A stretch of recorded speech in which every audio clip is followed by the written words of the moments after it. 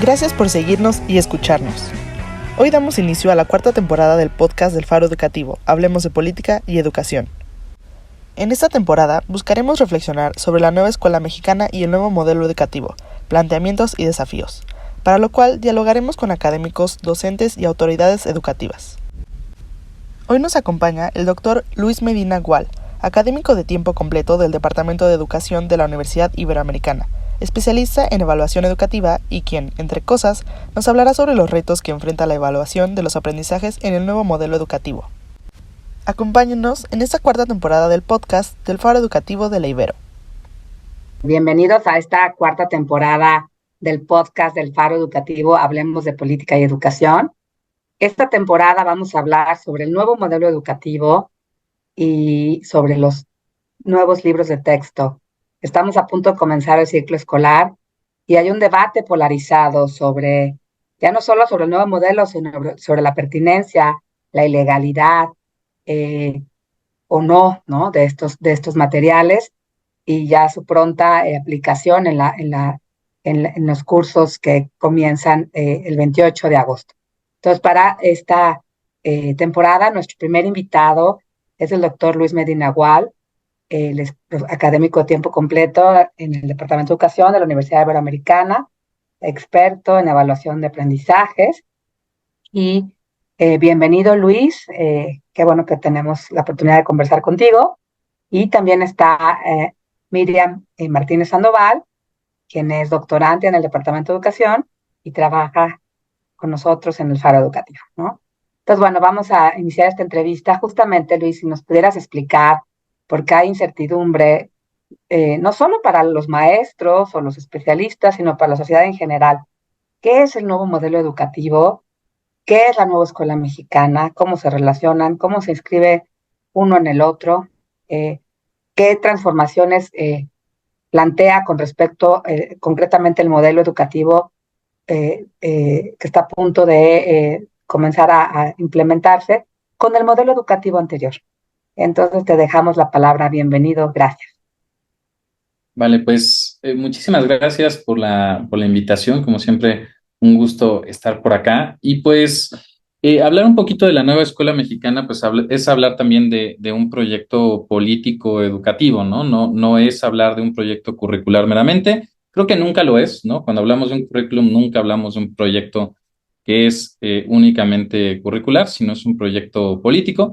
Y en esta ocasión, pues yo creo que en distintos momentos nos han hecho entrever justo que es un proyecto político y quizá también después o a la par, un proyecto, digamos, educativo, ¿no? Y pues mencionar un poquito, hay un artículo muy bueno del doctor Carlos Ornelas, publicado en Nexos, que nos narra un poquito como la historia o los momentos de desarrollo de esta nueva escuela mexicana, ¿no? Y él en particular lo que hace es que divide la historia de este término de la nueva escuela mexicana en tres etapas, ¿no? Una primera que le llama el surgimiento, que es cuando por primera vez surge el término de nueva escuela mexicana con Esteban Moctezuma, en particular estamos hablando de 2019, y ahí justo detona un documento que se llama Ideas, Fuerza de la Nueva Escuela Mexicana, ¿no? Con eso se empieza, digamos, como a esbozar. Después pasaremos como una siguiente etapa que le llama el doctor Ornelas un fantasma, ¿no? Una etapa como fantasma donde se empiezan a presentar algunas ideas y demás, pero en realidad está como muy velado toda esta propuesta de la nueva escuela mexicana, ¿no? De hecho, una de las consignas que yo creo que al día de hoy no hemos podido terminar de dilucidar es qué es la nueva escuela mexicana y por eso se caracteriza también esta segunda etapa. Estamos hablando ahí del 2022, donde se lanza la propuesta del cambio radical en la educación básica, se da a conocer unas versiones del Plan de Estudios de Educación Básica 2022, ¿no? Sale ese documento que yo creo que a ciudadanos, especialistas y demás nos asustó, ¿no? Que es ese documento cargado, digamos, como de contenidos muy complejos, de muy reburujados, como diríamos en el norte, ¿no? Con términos pues alineados con estas teorías de pedagogía crítica, epistemología del sur y demás, muy interesantes, pero muy complejos, ¿no? O sea, yo creo que fueron escritos en ese primer momento para especialistas. Y finalmente una tercera etapa que le llama ya el renacimiento, donde a partir, estamos hablando de agosto, septiembre del 2022, se publica el Plan de Estudios para la Educación Básica, Primaria y Secundaria en el Diario Oficial de la Federación, ¿no? Y pues todo ha estado decantado en particular en educación básica, ¿no? Creo que una cosa ha sido justo que las publicaciones nunca han sido oficiales, más que estos momentos del DOF, ¿no? Siempre han sido todo borradores, yo creo que esa es una característica muy peculiar. E inclusive en educación media superior fue hasta hace poco, literalmente hace un mes y medio, que se liberaron los documentos ya finales. Eso sí se publicaron, ¿no? Porque digamos que en educación básica no se han publicado todavía los programas oficiales. Es una de las cuestiones también que está a debate con el tema de los libros de texto. Y pues bueno, básicamente los cambios, ¿no? Parten de esta idea paradigmática de epistemologías del sur, de cuestiones de pedagogías críticas, donde yo diría que hay dos grandes, digamos, como cambios que se proponen. Uno de ellos es que el centro del sistema educativo no es el estudiante, no es el individuo, sino es el colectivo, pero no un colectivo ampliado como los mexicanos, sino un colectivo más micro, como a nivel de la comunidad, ¿no? Y eso implica un cambio también epistémico, pero también didáctico, de cómo los procesos de pensamiento de la planeación didáctica ya no parte como eran las competencias de una situación relevante al contexto internacional, ¿no? Que sirviera para el trabajo, sino que se parte de una situación o de un diagnóstico que se centra desde la comunidad y a partir de eso se organiza o inclusive en caso de básica se habla de co-diseño curricular, ¿no? Se modifica el currículum, se adapta el currículum a la luz de este diagnóstico. En el caso de media superior no se habla de codiseño, se habla de organización curricular, se organiza el currículum. Y esto trae consigo entonces otra situación en particular que es que se agregan nuevas funciones a la labor docente. Se apuesta muchísimo a la profesionalidad de la labor docente y con eso se le brinda, digamos, una siguiente función que ahora no solamente es el planeador, ¿no? No solamente es aquel que, como diría Chevalar, ¿no? Que convierte el saber sabio al saber enseñado, sino que ahora también va a tener que hacer todo ese proceso de diseño curricular. Entonces ahora se le da ante esta afrenta de la autonomía, del empoderamiento, y con esta idea de que surja de abajo para arriba el currículum, se le da esta, digamos, como capacidad o esta función nueva también de diseñador curricular para después plazar a la planeación, ¿no? Entonces, como a muy grandes rasgos, yo creo que ese podría ser un poquito la nueva escuela mexicana. Muchas gracias, Luis. Eh, Creo que hay varios retos y puntos que de pronto no son claros, ¿no? Retos para el entendimiento, ¿no? Es complejo, has planteado varios cambios y sobre todo este tema de mover, colocar el estudiante al centro eh, y sus habilidades, conocimientos, incluso para sentarse en un mercado laboral, ¿no? Que es parte de la educación o de los fines de la educación, ¿no? Es que las personas adquieran habilidades, competencias, conocimientos eh, para terminar o transitar en un sistema educativo y terminar una trayectoria que eventualmente les permita, si pensamos desde la economía, una movilidad social, ¿no? Tendría que ser, o esta es una opinión personal, uno de los fines de la educación, ¿no?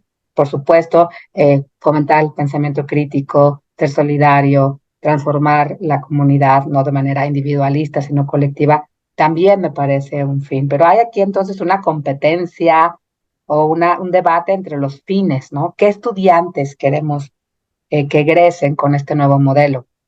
Y sobre ello, pues, nos gustaría que abonaras un poquito más sobre esta parte del cambio epistémico y lo que implica en el cambio de la didáctica, ¿no? Porque planear para uno u otro fin, ¿no? O integralmente para los dos fines es distinto, ¿no? Entonces, tú como especialista, como pedagogo, ¿qué nos podrías decir respecto a eso antes de darle la palabra a Miriam, que tiene también muchas preguntas? Sí, pues yo creo que ese tema es muy importante, ¿no? Porque el fin de la educación se resignifica, ¿no? Si bien en teoría, ¿no? Lo que articula el fin de la educación, pues es la Constitución, ¿no? El tercero constitucional. En realidad, ya cuando decanta los planes y programas de estudio, pues sin duda un tema que se deja o se relega es el tema de la movilidad social, ¿no? Todo aquello que aluda al individuo parece que está, digamos, como subsumido al colectivo. Es una de las cosas que yo creo que se hace patente en esta propuesta curricular. Siempre se parte de la comunidad, se parte de lo pertinente, no de lo relevante, ¿no? Y en ese sentido, también hay una cosa muy interesante que es que generalmente nosotros veíamos una concatenación de los niveles educativos, ¿no? Pero ahora parecería que cada nivel educativo es un fin en sí mismo, ¿no? Se plantea como un fin en sí mismo. De hecho, uno ve, por ejemplo, el perfil de egreso de media superior y no habla en ningún momento de el tránsito a la universidad o la formación técnica para el trabajo, aunque se recupera mucho en esta propuesta curricular la formación técnica, no habla el perfil de egreso de eso, sino que se plantea como un fin en sí mismo, ¿no? Y en ese sentido, el fin en sí mismo no es centrado en esta cuestión únicamente individual para el trabajo, eso ni siquiera se menciona, sino es más bien un sentido, como le llaman, de bienestar, ¿no? Un sentido de bienestar individual y de identidad comunitaria, ¿no? Como que esos son como los dos ejes. Y pues eso obviamente decanta después en los contenidos de los programas, pero también en la estructura curricular y finalmente también en el planteamiento didáctico, ¿no? Cómo va aterrizando. En la estructura curricular, sin duda, yo creo que algo que podemos ver es, en el caso de básica, justo el amalgamamiento de distintas disciplinas, más bien para hacer esto que le denominan campos formativos, ¿no? Ya no vas a tener una materia de matemáticas, ya no vas a tener una materia de cívica y ética, ya no vas a tener una materia de conocimiento del medio, sino que se agrupan, ¿no? Y se articulan alrededor de problemáticas o de proyectos, ¿no? Por eso también los libros de texto. Y eso implica también justo un cambio, digamos, como paradigmático en el sentido de epistemológico, ¿no? De que ya no es que vayamos a estudiar a las matemáticas por las matemáticas mismas, ¿no? Es decir, si la matemática, o sea, si yo tengo que enseñar fracciones, eso va a salir, un poco piénsenlo como, hasta yo lo pongo como Rousseau, Sommerhill, ¿no? Emerge por la necesidad que está saliendo del contexto de un proyecto que se está planteando, ¿no? Y ese proyecto que se plantea surge debido a una necesidad comunitaria, si nos vamos un paso antes. Entonces, implica un cambio también didáctico en el sentido de que las y los docentes tienen que hacer un proceso didáctico curricular primero, donde de manera colectiva tendrían que decir cuáles son los retos que enfrentan las y los estudiantes en su comunidad, ¿no? En su escuela. Ya se han también mencionado que, bueno, también se pueden incluir elementos de un meso y un macrosistema, no solamente de lo comunitario, ¿no? Y a partir de eso es lo que va a organizar, digamos, el currículum. En ese sentido, seguramente lo platicaremos, ¿no? Pero, por ejemplo, un libro de texto ya no se plantea que sea de una página, tenemos que completarla de la 1 a la 40. ¿Por qué? Porque quizá por el diagnóstico comunitario tengamos que empezar por la página 30, no por la 1, ¿no? Y quizá en ese diagnóstico comunitario entonces no tengamos que hacer la página 1 a la 5, porque no es algo que es necesario. Y eso plantea muchos retos. Por ejemplo, una de las críticas que el mismo Ángel Díaz Barriga ha dicho es que no hay básicos indispensables, no se definen estándares. Bajo esta corriente, digamos, curricular y epistemológica, no se deberían de definir básicos indispensables, lo cual nos pone también en aprietos, ¿no? Nos pone en aprietos para definir qué es lo que queremos con nuestros ciudadanos. O sea, se hacen microcurrícula, ¿no? Entonces, cada currícula, en esencia, sería de cada institución y entonces tendríamos ahora sí que un polisistema educativo, ¿no? Con una esencia, pero al final con outcomes, que outcomes sería horrible para el modelo educativo, pero con productos de aprendizaje distintos dependiendo de la necesidad. Pues eso también plantea retos nuevos. De hecho, con media superior, cuando hemos platicado con docentes, les decimos aguas porque cuando vayan egresando los estudiantes, como no hay básicos indispensables, el perfil de ingreso que van a tener para la media superior va a ser súper heterogénea, ¿no? Ahora, en media superior eso no sucede, porque ya no plantean el codiseño, sino la organización, como que ahí ya fueron más cautos de hacer un cambio más moderado, ¿no? Pero ese es un reto que se viene a nivel justo didáctico y curricular, yo creo.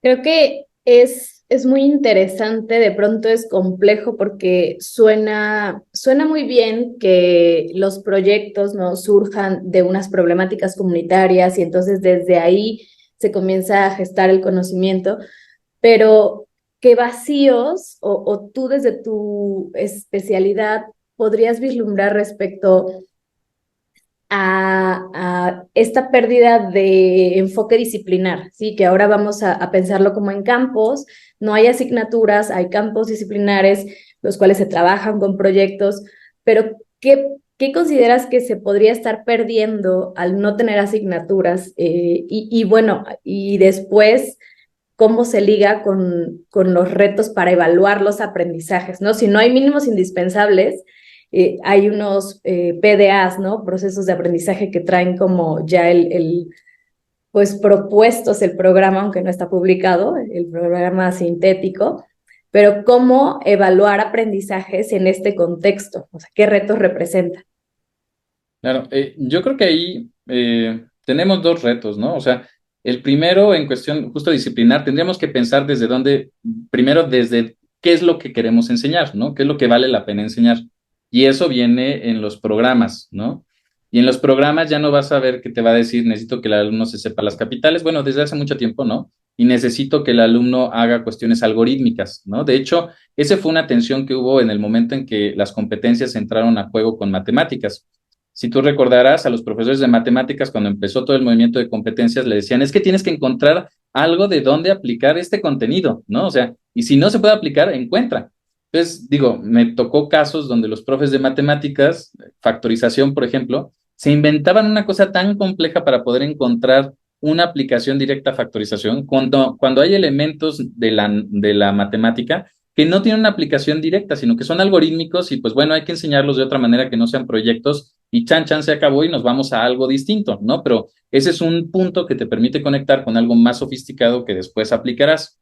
Ahora, la pregunta es, ¿eso es algo que se está pretendiendo en el plan y programas de estudio que se enseña? Pues parecería que ya no tanto. Entonces, en ese sentido también surge, digamos, como interesante justo este planteamiento de que sean proyectos, ¿no? De diseñar esta parte de lo algorítmico. Sin duda eso nos saca un poquito y nos alinea también con otros países, ¿no? Países nórdicos nos alinea, pero nos saca un poquito de países más, por ejemplo, del grupo de los sajones, ¿no? Que tienen toda esta parte algorítmica que es importante, ¿no? Y que, pues sin duda, es un tema que, si bien no es tan sofisticado de aprender, es necesario en algunos momentos, ¿no? Entonces ahí, sin duda, yo creo que va a haber esta necesidad de que, bueno, salió en el proyecto que necesitamos fracciones, pues en este momento tenemos que enseñar fracciones para poder resolver ese proyecto. Ahí el gran problema que quizás que pasó en las competencias y quizás se puede volver a vislumbrar, es que el profesor quiere enseñar todo a partir de proyectos, ¿no? Y hay momentos que pues no necesariamente va a ser con proyectos, sino que esos momentos pues vamos a tener que recurrir a otro tipo de metodologías. El otro tema en particular, bueno, y dicho sea de paso, hay mucha investigación, ¿no?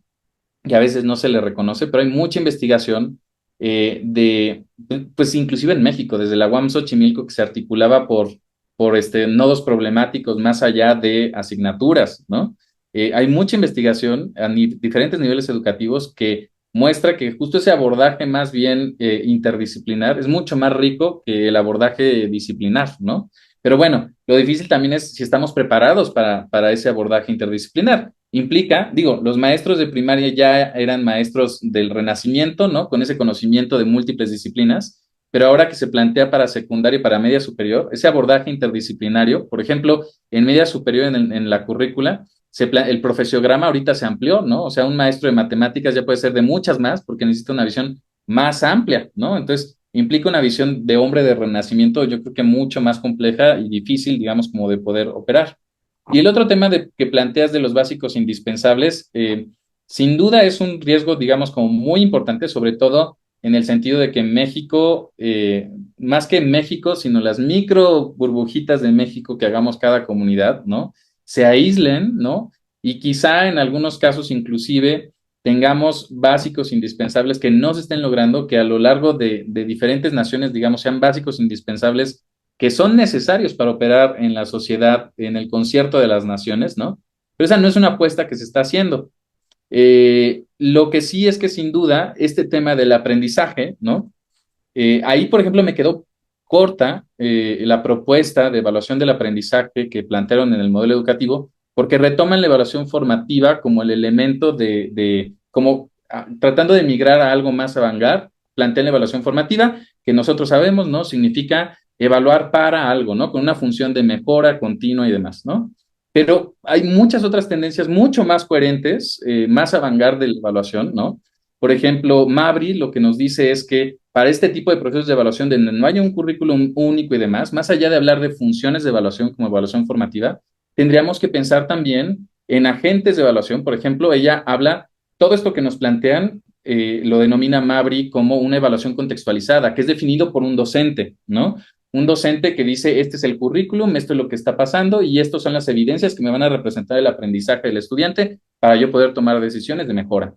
Pero, por ejemplo, hay otro tipo de evaluaciones, ¿no? Evaluaciones que les llama personalizadas o inclusive algunas evaluaciones que ya se han empezado a acuñar como evaluaciones emancipadoras, que eso me da curiosidad que no lo mencionan, ¿no? Pero evaluaciones personalizadas que lo que dicen es, a ver, espérame, la evaluación en realidad no debe de partir del docente. ¿Quién es el que más sabe de lo que está aprendiendo? El mismo estudiante o la misma estudiante. Entonces, que sea la o el estudiante quien decida sus formas y sus diferentes caminos de evaluar, ¿no? Este tema, por ejemplo, no es algo que ha sido retomado mucho, ¿no? O inclusive evaluaciones que lo que hagan es cuestionar lo mismo que se está evaluando. Sin duda implican muchísima más criticidad, ¿no? Y me parece que esta idea de la evaluación formativa, ahí sí se vieron como en un paso intermedio de tránsito para llegar a una evaluación mucho más coherente con el modelo educativo. Lo que sí pasa, y que eso ya ha dicho Manuel Gilantón en varias ocasiones, y también Ángel Díaz Barriga, es que ahorita tenemos la carroza delante de los caballos. O sea, no tenemos todavía una claridad de cómo esta idea de evaluación formativa va a decantar en las calificaciones, en procesos que todavía tenemos, ¿no? Sino que todavía tenemos un producto que es sumamente rígido, ¿no? Que es sumamente, digamos, como tradicional, que no nos permite dar cuenta de la riqueza de los procesos de aprendizaje más allá de un número, ¿no? Algo más como en el caso, yo siempre les digo, volteen a ver a preescolar y ahí verán el ejemplo, ¿no? Algo más como preescolar, algo más etnográfico, algo más interpretativo, que no termine en una calificación, ¿no? Me parece igual los estudios que ha sacado, por ejemplo, hay una revisión de literatura muy importante de Felipe Martínez Rizo, ¿no? Que nos habla que en el caso de educación básica, en la reprobación lo que causa, en lugar de ayudar al aprendizaje, es deserción, ¿no? Eso se ha visto en múltiples países. Y en ese sentido, por ejemplo, quitar las calificaciones en educación básica, en particular en primaria, sería una delicia para poder centrarnos en cuestiones mucho más sofisticadas que den a la evaluación formativa, pero también a la capacidad de que los alumnos sean reflexivos de su aprendizaje, que ellos mismos se evalúen, que ellos sean los que seleccionen las evidencias de evaluación, ¿no? Y también a esta parte de una evaluación que implique, si estamos en todo este discurso de lo decolonial, Freire, demás, pues una evaluación también que invita a la emancipación y a la criticidad, ¿no? Que cuestionen los mismos contenidos que están ahí, ¿por qué estamos viendo estos contenidos y no otros? ¿Por qué mi docente o por qué estamos diciendo que esto es un problema crítico que viene del diagnóstico de la comunidad, cuando a la derecha mi compañero se está peleando con el otro? Entonces, eso es más importante que esto que me están planteando, ¿no?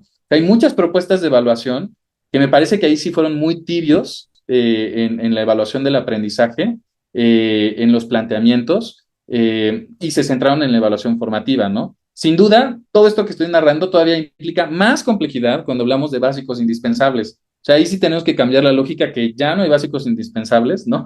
Que no están planteando básicos indispensables, y eso también nos deja cojos como sistema educativo. Pero ahorita, insisto, no creo que se esté pensando en un sistema educativo, sino en un polisistema educativo. Pues tampoco tiene sentido lo básico indispensable, ¿no? Oye, y en este mismo sentido, me dejas pensando que estas posibilidades de evaluación, ¿no? Que comentas, como la contextualizada, personalizada, que suenan, o la emancipadora, muy, me da mucha curiosidad, pero también pienso en la facilidad de concatenar este tipo de evaluación con las condiciones del profesorado mexicano, por ejemplo, de educación básica, ¿no? Pensando en la carga administrativa, como incluso el tiempo de contratación que tienen, los espacios que tienen como para planear, que son fuera del horario de clases, etcétera. ¿Qué opinas respecto a esto? O sea, ¿cómo verías algún camino justo para poder hacer este paso a una evaluación mucho más profunda, distinta, en las condiciones? Sí, justo, mira, y ahí me dejas pensando porque volvemos a la idea de la carroza antes del caballo, ¿no? Y yo creo que inclusive nosotras y nosotros como académicas y académicos lo vivimos en la universidad, ¿no? quizá la Ibero es muy indulgente en esa parte, confío mucho en las y los docentes, ¿no? Y eso es una reflexión también yo creo que para educación básica, ¿no? Si estamos apostando a esta parte de profesionalismo, emancipación de los docentes y demás, pues creo que también se tendría que confiar mucho más en los docentes, en sus procesos, ¿no? Para poder quitar toda esta carga, digamos, excesiva administrativa.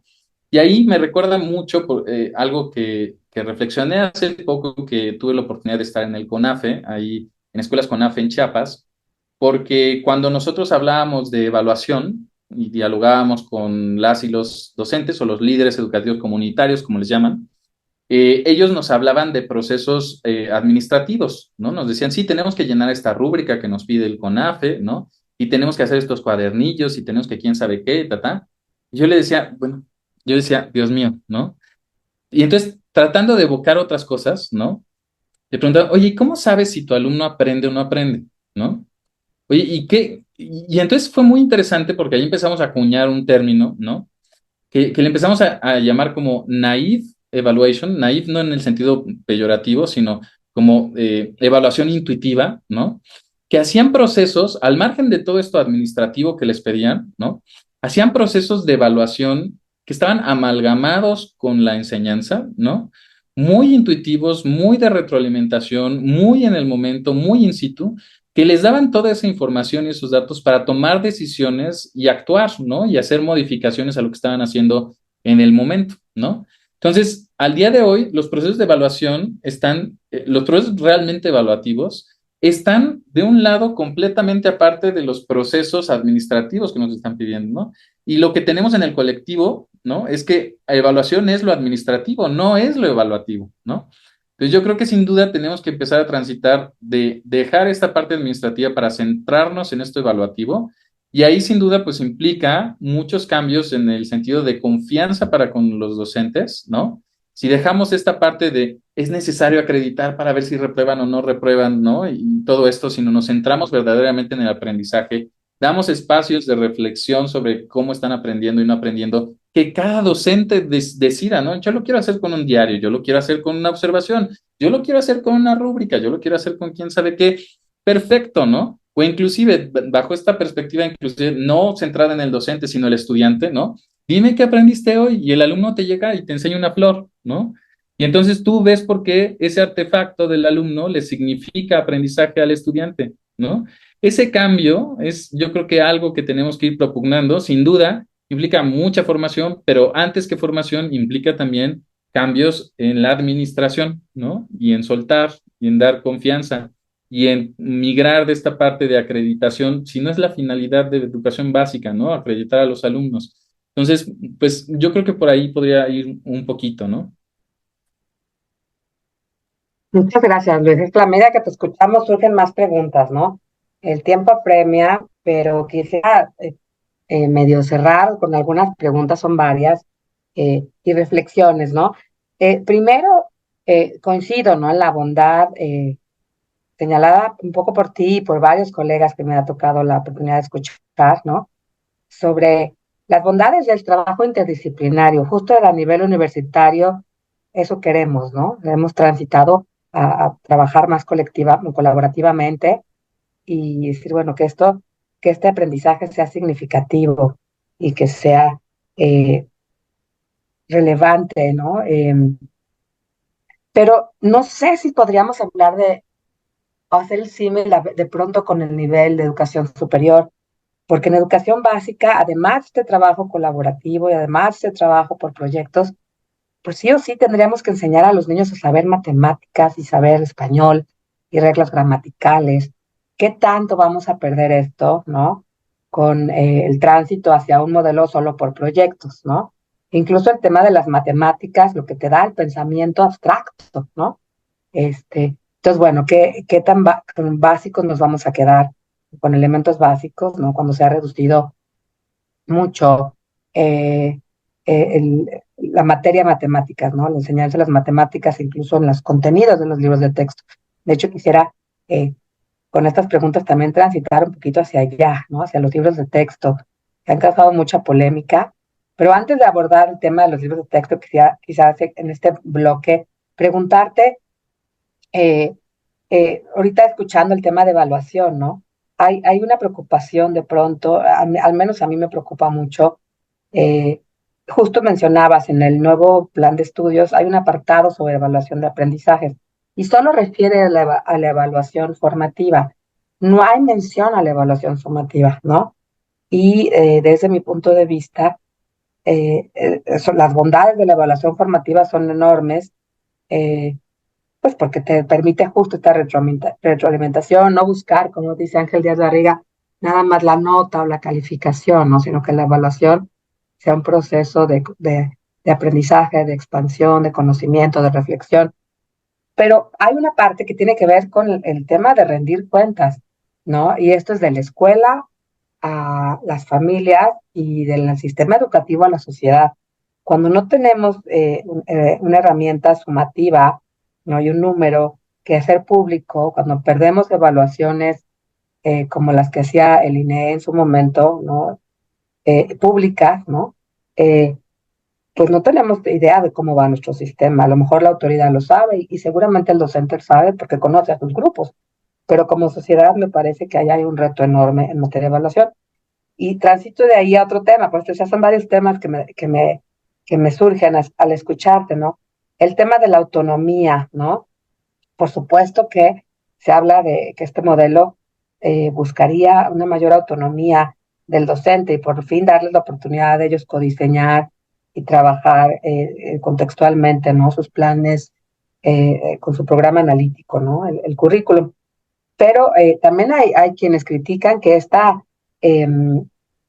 autonomía, si no va acompañada por una formación, eh, es difícil como soltar, ¿no? O sea, deslindarse del compromiso de acompañar y de formar.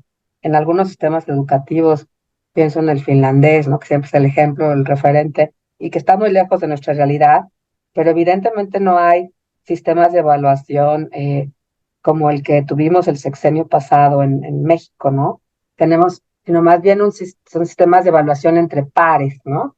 Y hay mucha confianza en el docente, pero parten de un elemento básico, que es una muy buena formación inicial docente, ¿no? Una muy buena selección de profesores, de candidatos, ¿no? Para quien tiene las habilidades, quien tiene el gusto, el placer para trabajar con los niños y las niñas, ¿no? Y una apuesta de inversión fuerte en la formación inicial y continua. Entonces puedes transitar un modelo de evaluación entre pares y no buscar a alguien que evalúe centralizadamente a los profesores. Entonces, fíjate, hay varias cosas que van insertas como en este nuevo planteamiento, ¿no? Y que tiene que ver justo con la autonomía, con la evaluación, con el trabajo colaborativo, con las prácticas de las escuelas.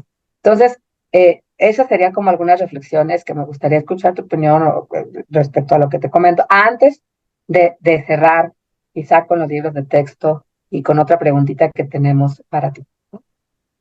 Vale. Sí, a ver, del primer punto, creo que planteas tres puntos muy válidos e interesantes, ¿no? En particular el primero de matemáticas, o sea, la preocupación esta de proyectos y demás, ¿no? Eh, Creo que más allá de centrarnos en la metodología, ¿no? El punto, yo creo que de partida también tendría que ser en la intencionalidad educativa, ¿no? Y en ese sentido, tendríamos que reflexionar, por ejemplo, qué es lo que propugna el modelo educativo, ¿no? Y no creo que el modelo educativo que actualmente tenemos propugne justo la enseñanza algorítmica de matemáticas, que es importante, no puedo decir que no, ¿no? Pero no lo propugna, ¿no? Y en ese sentido es coherente los proyectos con lo que está diciendo. Ahora, sin duda, yo creo que ese es un tema que ha preocupado a más de uno y que por eso también se menciona que va a tener que haber momentos específicos de matemáticas, porque sí, sin duda, la matemática y la lectura, pésele a quien le pese, ¿no? Son dos capacidades, para no decir competencias porque causa ámpulas, ¿no? Pero son dos capacidades que son necesarias para el ciudadano del siglo XXI, ¿no? Comunitario o global. Y sí creo que eso es algo que quizá en este momento de transitar, como que fue un salto tan grande, ¿no? Que ya hay países que ya están así, ¿no? Pero fue un salto tan grande, no hubo andamios, fue todo atropellado, no nos dieron los pasos, no han publicado siquiera los programas, que sin duda se va a extrañar. Yo creo que muchas escuelas lo que van a hacer en este ejercicio también de la autonomía es tener espacios curriculares dedicados específicamente para matemáticas y para lengua. Y me parece que es algo legítimo, ¿no? Es algo legítimo también en este transitar a este currículum, ¿no? Sin duda eso viene también ligado con los básicos indispensables y los procesos de evaluación del aprendizaje. Y es que yo creo que ahí justo caemos, digo, el riesgo es caer en un eclecticismo ilustrado en educación, pero en realidad la educación se mueve como un péndulo, ¿no? O sea, al final estamos en un paradigma, luego en otro, pero al final cae a la mitad, ¿no? Y en ese sentido, propugnar por una autonomía curricular es importante, pero también no podemos ir por el mundo en esa autonomía felices, ¿no? Y sin ver a nuestro compañero de al lado, que es Belice, Guatemala o Estados Unidos, ¿no? O al compañero que está en la otra esquina, que es China o Rusia, ¿no? No podemos ir tampoco solos por el mundo pensando y cerrando los ojos a los demás, ¿no? Y en ese sentido, este tipo de mecanismos también de evaluación, yo creo que a gran escala, en alguna medida, desde luego que son necesarios para guiar también al sistema educativo, ¿no? Sobre esta lógica, yo me pregunto, ¿no? ¿Cómo se va a hacer un proceso de evaluación del sistema educativo? Es muy difícil, ¿no? No me imagino a mejor Edu analizando la etnografía o el análisis de cada una de las instituciones, pues no, vamos a estar ciegos, ¿no? Pero también me parece que este gobierno no se ha distinguido por ser alguien que esté muy preocupado de procesos de evaluación, ¿no? Entonces también entiendo por qué no lo hace. Sin duda lo voy a extrañar de menos. Yo más que soy, digamos, como del área de evaluación también masiva, ¿no? Eso es algo que me gusta y que creo que sin duda es un insumo que también es importante, ¿no? Porque estamos a ciegas. Y ahí lo triste es que propugnamos por el otro, pero por el otro que está aquí a la derecha, pero ahora estamos descuidando al otro que está un poquito más lejos, ¿no? Pues no podemos ir solos por el mundo. Y el último tema del codiseño, pues en realidad se me hace un poco chistoso que es un proceso de legitimación este tema del codiseño, pero a ver, en el proceso didáctico que hacemos los docentes todos los años, el codiseño ya existía, ¿no? O sea, yo me acuerdo perfectamente una frase que decía Pedro Flores, ¿no? Que Pedro decía, a ver, en el momento en que se cierra la puerta del salón, ni la SEP, ni el supervisor, ni quien sea entra, ¿no? Y ahí cada docente define su currículum, ¿no? Entonces, aunque el currículum diga que vas a pasar por A, B y C, la verdad es que no lo haces. Pasas por D, E y F, ¿no? Pues en ese sentido, simplemente me parece que poner en relieve este tema del codiseño es legitimar una práctica didáctico curricular que ya existía, no es natura, es nato al proceso educativo, ¿no? O sea, el codiseño y la didáctica siempre han estado de la mano desde hace mucho tiempo. Yo creo que lo que pone en relación a la luz el nuevo modelo educativo es la legitimación de estos procesos de codiseño que ya existían, ¿no? Y quizá lo que va a permitir esto también es su sistematización y su profesionalización, pero ya es algo que existía, me parece, y es propio de cualquier acto educativo escolarizado. Claro, es muy interesante que muchos profes incluso lo dicen, es que eso ya lo hacíamos, ¿no? Y cómo ahora se están como legitimando o poniendo en papel, pero es muy interesante cómo la educación eso tiene, ¿no? Que hay muchas cosas que ya se hacen y luego vuelven. Aunado a esto, pues en unos días ya comienza el ciclo escolar, ¿no? Y hay mucha incertidumbre respecto a la distribución de los nuevos libros de texto gratuitos. Específicamente, pues este debate sobre si es legal, si no es legal, la impresión, la distribución, etcétera, y quiénes fueron los que participaron.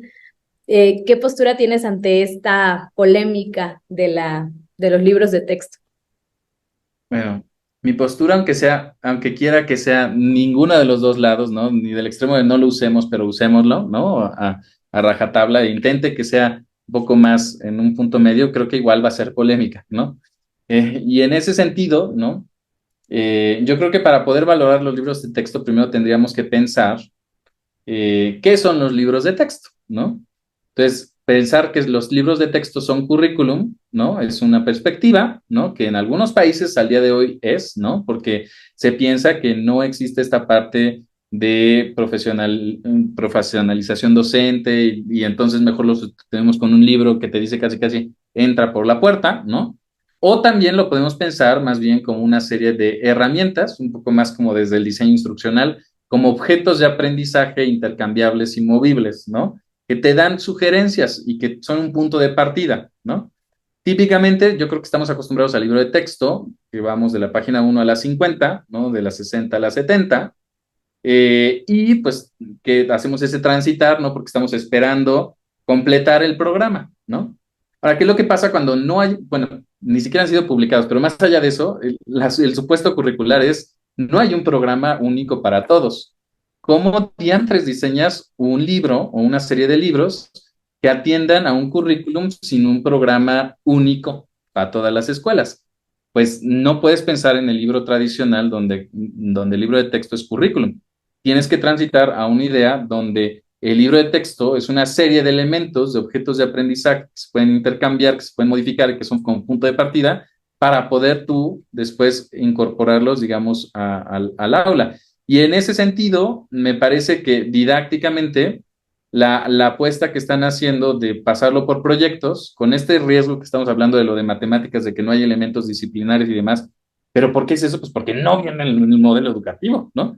Entonces, si hay tanto reclamo en la sociedad de eso, yo creo que el reclamo en la sociedad primero sí se hizo, pero así como ha estado tan contundente con no hay un libro de matemáticas, tuvo que haberse dado, o tendremos más bien que, más allá de criticar a no hay un libro de matemáticas, tendríamos que decir no hay una materia de matemáticas, ¿no?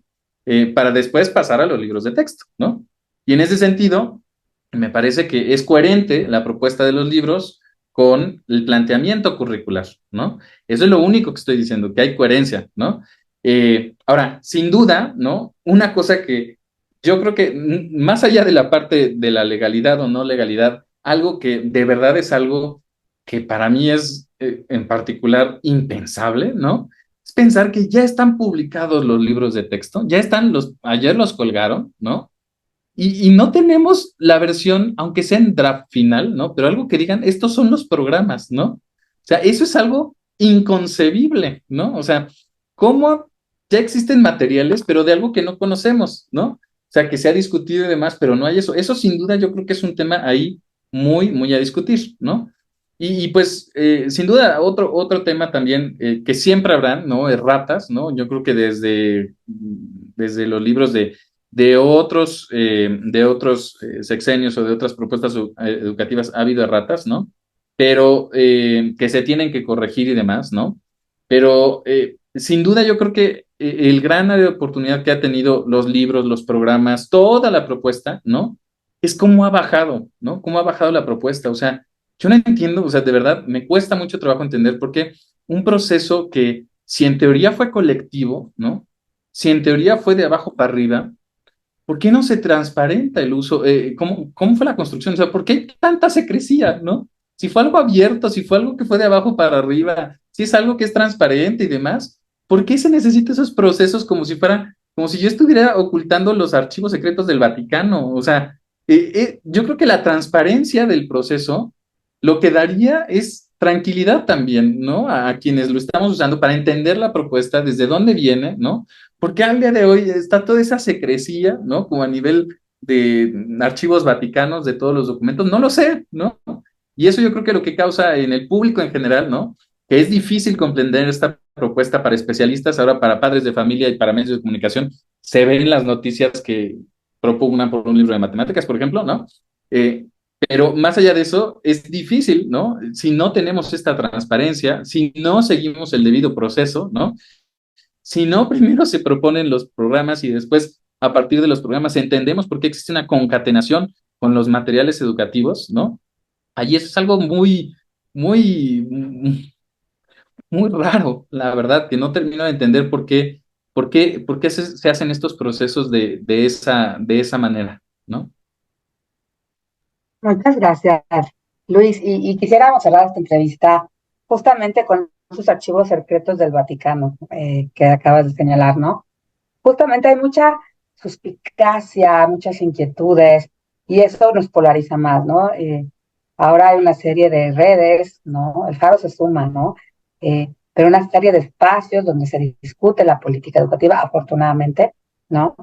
Pero también tenemos a veces opiniones con pocos matices, ¿no? De un lado o del otro, muy polarizada la discusión, ¿no? Algunos contenidos refieren, por ejemplo, esta parte histórica, ¿no? Donde se habla del modelo neoliberal anterior, que fue terrible, y entonces ya llegó la cuarta transformación y va a cambiar las cosas. Sí es parte de los contenidos de los libros.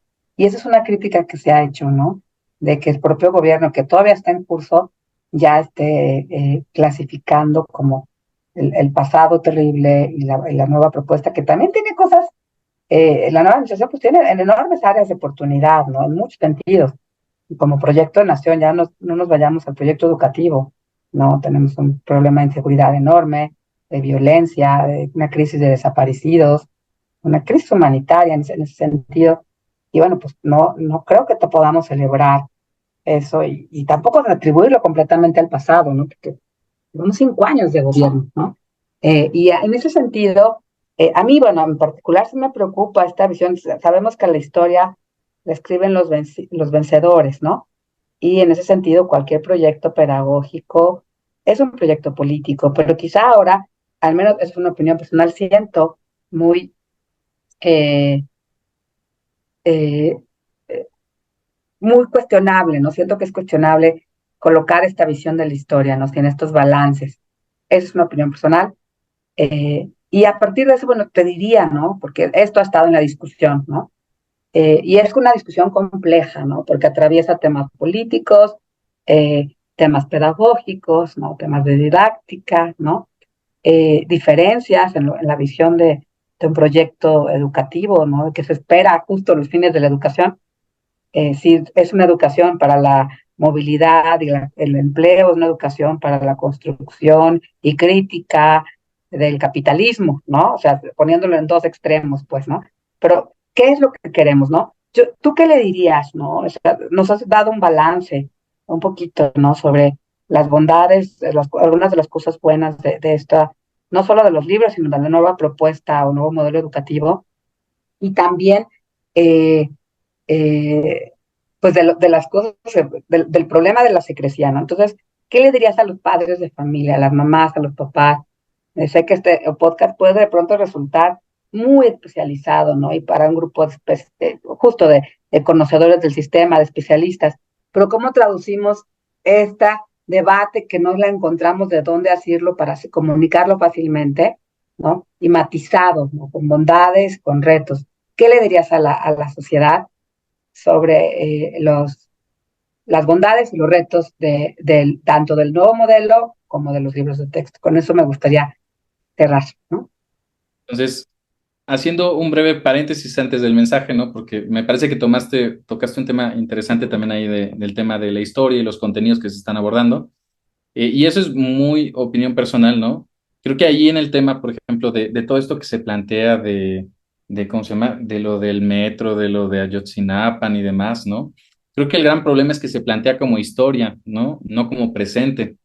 Y en ese sentido, creo que la historia, digo, un historiador sabrá más, pero la historia se termina de configurar muchos años después, ¿no? Entonces, si en vez de como un problema de historia se planteara como un problema sociológico o antropológico, donde se pusieran diferentes miradas, ¿no? Ahí yo creo que sería muy interesante y desde luego que cabría muchísimo este tema, ¿no? Pero mencionarlo como histórico, ahí es donde yo creo que está un poco el asunto, ¿no? Pero bueno, ese es, digamos, como un pequeño paréntesis de reflexión, ¿no? Que a veces esta propuesta educativa, pues ya es una propuesta política, ¿no? O en términos de nuestro mismo, de politiquería, ¿no? Entonces ahí yo creo que hay un tema complejo, ¿no? Sin duda, el mensaje para docentes, ¿no? Pero sobre todo para familias, ¿no? Y para medios de comunicación, ¿no? Que ahí, me acuerdo cuando estaba en la época del INE, que justo decían, es que cómo cambian las noticias, ¿no? Y cambian lo que se quiere decir, ¿no? Entonces, los medios también yo creo que son un agente importante que necesita involucrarse de manera mucho más concienzuda, ¿no? Y no tan extremista de lo que está sucediendo, ¿no? Eh, yo creo que lo que nos invita este currículum es para reflexionar cuál es nuestra posición, no como individuos, sino como colectivos, ¿no? y de mirar al otro. Yo creo que algo que nos había faltado en estos modelos anteriores era mirar al otro, pero que está aquí al lado, ¿no? No al otro que está, digamos, como en el otro país, ¿no? Entonces, sin duda es un currículum que lo que apuesta es por mirar a él o la otra o el otro, ¿no? De manera cercana. Y eso implica también repensar qué es lo importante de enseñar y aprender, ¿no? Si yo estoy viendo que mi amigo, ¿no? O la otra persona que está aquí enfrente, literalmente está en una situación muy complicada por una situación, ¿no? Porque yo voy a estar repensando el mundo, digamos, a la distancia, si ese es un tema, digamos, como muy pertinente, que se debe de integrar, digamos, como al currículum. No que el otro se desdeñe, pero eso es uno de los reclamos que se hace. Y también yo creo que otro tema ahí que, insisto, es quizá un poco más especializado, pero es este tema de repensar también la función de la educación con esto que estamos platicando, ¿no? Pero también sin duda es repensar el tema de qué se aprende y qué se enseña en el sentido de disciplinas, ¿no? De un contenido que es disciplinar a un contenido más bien que se piensa de una manera más compleja, ¿no? Un pensamiento más complejo que articula distintas disciplinas, ¿no? O sea, ve un problema, pero no desde las matemáticas, ¿no? Velo desde las ciencias, ¿no? O sea, eso te replantea mucho, ¿no? E implica mucho cambio que a veces no es fácil, digamos, entender cómo decanta después en los materiales y demás. Y el otro, digamos, como cambio también ahí que está, ¿no? Es que también, hasta cierto punto, y no por lo que ya platicamos de codiseño que ya existía, pero cambia también un poco más el rol del docente, o se legitima el proceso de cambio con lo del diseño curricular, ¿no? De lo que hacen las y los docentes, ¿no? Entonces, yo lo que diría es, no puedo decir en este momento, confíen, ¿no? En las autoridades y en el sistema educativo, porque lo que nos han hecho es desconfiar por esta parte de la falta de transparencia. Pero sí yo diría ¿cómo se llama? A padres de familia, familias, ¿no? Y también a los medios de comunicación, que estamos en un proceso de confianza para con el magisterio, ¿no? Esperemos que justo depositar esta confianza, ¿no? Para ver cómo este currículum se va, digamos, como ellos mismos lo dicen, no es un currículum terminado, ¿no? Cómo mismo se va configurando, cómo mismo se va concretando, cómo mismo se va, digamos, aterrizando, ¿no? Y pues es partir un poco, yo creo que de confianza, más allá de las estratosferas de las autoridades, yo creo que de las y los docentes. Luis, pues te agradecemos muchísimo esta entrevista. Seguiremos conversando y las y los invitamos a que nos siguen a estar atentos esta temporada porque vamos a hablar con todo el mundo, ¿no? Para conversar y para preguntarles sus puntos de vista sobre el nuevo modelo y sobre los libros de texto. Nos interesa justamente tener esta visión matizada, ¿no? Con los puntos de vista de todos y poder entender de qué trata, de qué va el nuevo modelo y cuáles son los retos, las áreas de oportunidad. Gracias, Miriam. Gracias, Luis. Muy buen día.